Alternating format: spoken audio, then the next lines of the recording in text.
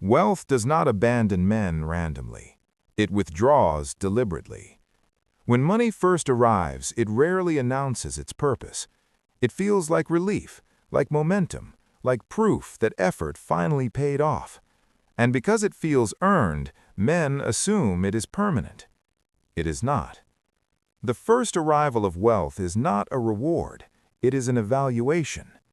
Wealth enters a man's life the way pressure enters a structure, not to decorate it, but to test it. And the test does not happen at the door, it happens after entry. This is where misunderstanding begins. Men believe wealth leaves because of bad decisions, bad timing, or bad luck.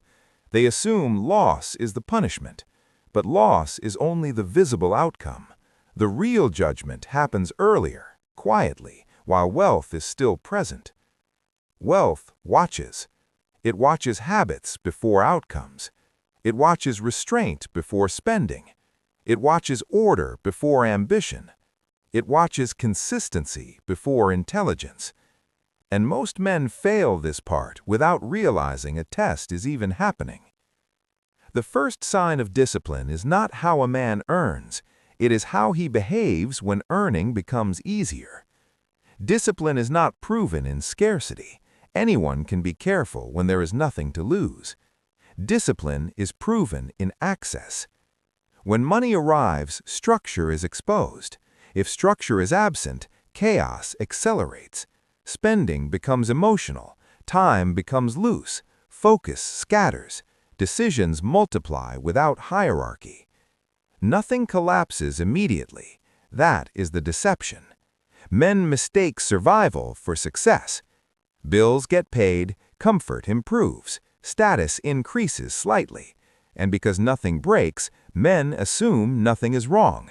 They celebrate the outcome and ignore the system. But wealth is not impressed by outcomes, it is governed by systems. When systems are weak, wealth does not argue, it records. This is why wealth leaves quietly. There is no announcement, no dramatic warning, no final conversation. Opportunities thin out, momentum slows, energy leaks. Men call this a season. It is not, it is withdrawal. Withdrawal is not revenge, it is containment. Wealth does not stay where it causes damage, and damage is not always visible in collapse. Often damage is inefficiency, waste, instability. A man who cannot govern his mornings cannot govern money. A man who cannot control consumption cannot control resources. A man who reacts emotionally cannot handle scale. These truths are structural, not moral. Wealth does not leave because a man is bad. It leaves because he is unstable. Instability does not always look dramatic. It looks ordinary. It looks like excuses. It looks like inconsistency. It looks like saying tomorrow too often. Men confuse discipline with intensity. They believe working harder equals being disciplined. It does not. Discipline is not how much effort you apply. It is how little effort you waste. Waste is the enemy wealth detects first. Waste of time, waste of money, waste of focus, waste of energy. These wastes compound quietly. Men often think wealth leaves because they made one big mistake. That belief protects ego. It allows men to blame a moment instead of a pattern. But wealth does not respond to moments. It responds to patterns. Patterns reveal identity, and identity determines capacity. This is why some men experience one-time success, one big deal, one lucky break, one strong season, and then nothing repeats. They believe the opportunity disappeared. It did not. The system simply decided not to return. Wealth remembers. It remembers how it was treated. If money entered a man's life and was met with disorder, wealth marks the environment as unsafe, not emotionally unsafe, structurally unsafe. And wealth does not argue with unsafe environments. It leaves. The exit is subtle.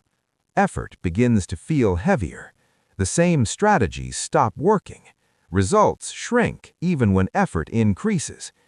Men interpret this as bad luck. It is not. It is memory. Wealth has memory because systems have memory, and systems do not forget patterns. This is the part undisciplined men hate. They want forgiveness without correction. They want restoration without structure. They want a second chance without a different system. But wealth does not respond to regret. It responds to reliability. Reliability is not spoken. It is demonstrated. After wealth leaves, many men try to summon it back with intensity, more hustle, more noise, more ambition, more promises. But wealth does not return to intensity. It returns to order. And order was the very thing resisted the first time. This is why wealth does not come back quickly to undisciplined men. Not because the door is closed, but because the foundation is unchanged.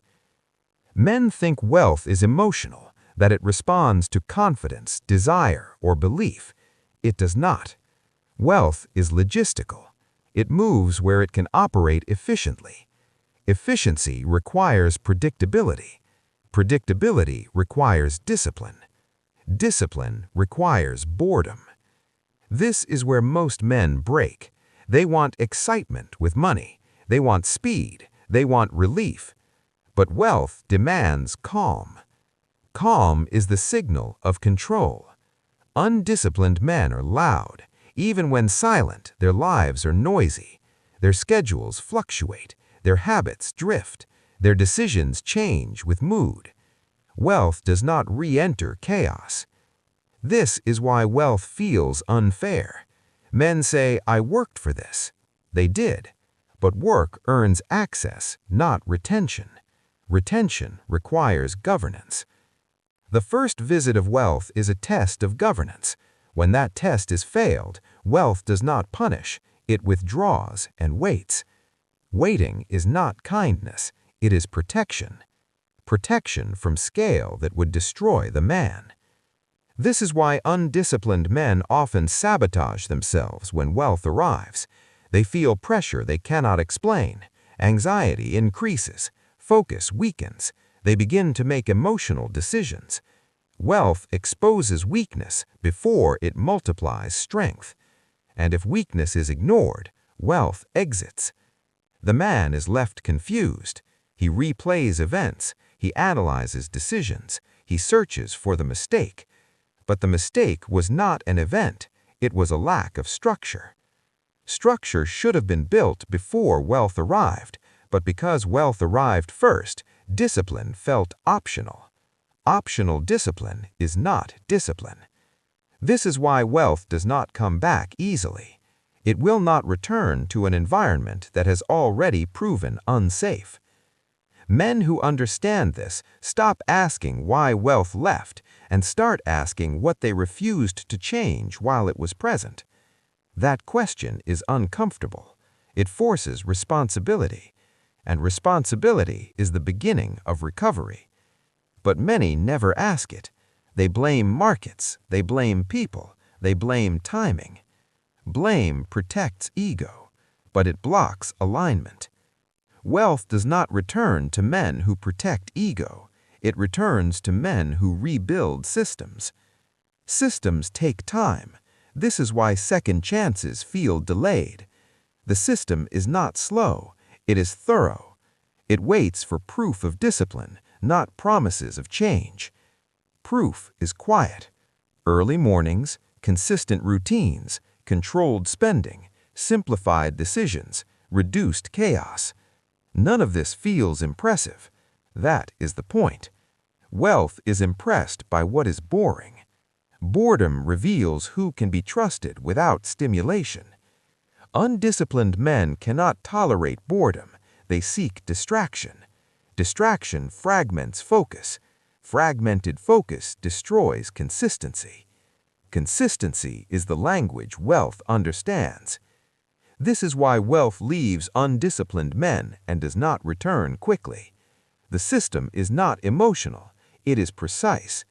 Wealth did not abandon the man, it recorded him, and until the record changes, access remains limited. This is not cruelty, it is order. Order does not bend for feelings, it responds to structure, and structure must exist before wealth considers returning.